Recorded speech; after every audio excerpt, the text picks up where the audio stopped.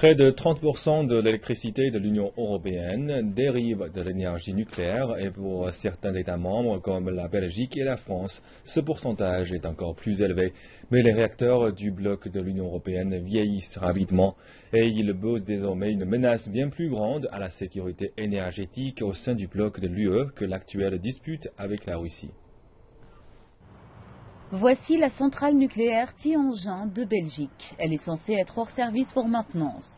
Mais la production d'énergie continue car le sabotage qui s'est produit a conduit à la fermeture de l'un des plus vieux réacteurs du pays le mois dernier, alors que deux autres réacteurs ont cessé leur activité à cause de dégâts structurels. Pour le moment, nous avons 4 unités en service en Belgique.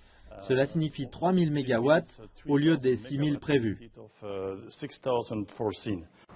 Deux des réacteurs fermés ne sont pas censés rouvrir. Ils ont trouvé quelques milliers de fissures qui posent de sérieux risques potentiels d'effondrement du vaisseau du réacteur.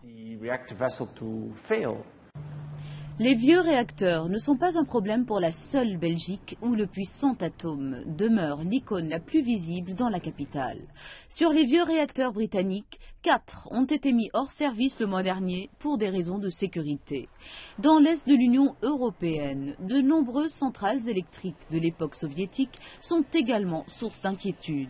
Mais les progrès lents réalisés dans l'énergie renouvelable signifient que l'Europe continuera de dépendre de l'énergie nucléaire dans les années à venir. Pas avant 2030, c'est impossible, et même après 2030.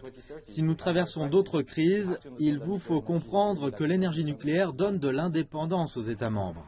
Le coût élevé de la construction de nouveaux réacteurs en Europe indique que très peu vont être construits. Donc l'indépendance sera acquise en allongeant la durée de vie des réacteurs tels que Tihange 1. Normalement, Tihange 1 doit cesser ses activités en 2015 et nous allons prolonger son fonctionnement de 10 années, donc il sera mis à l'arrêt en 2025. Des solutions provisoires sont adoptées pour un grand nombre de vieux réacteurs en Europe. Il se pourrait donc que ce soit des raisons économiques et non une pression sociale qui mène à ce que l'industrie nucléaire mondiale a récemment qualifié de dernières années pour les réacteurs de l'Europe.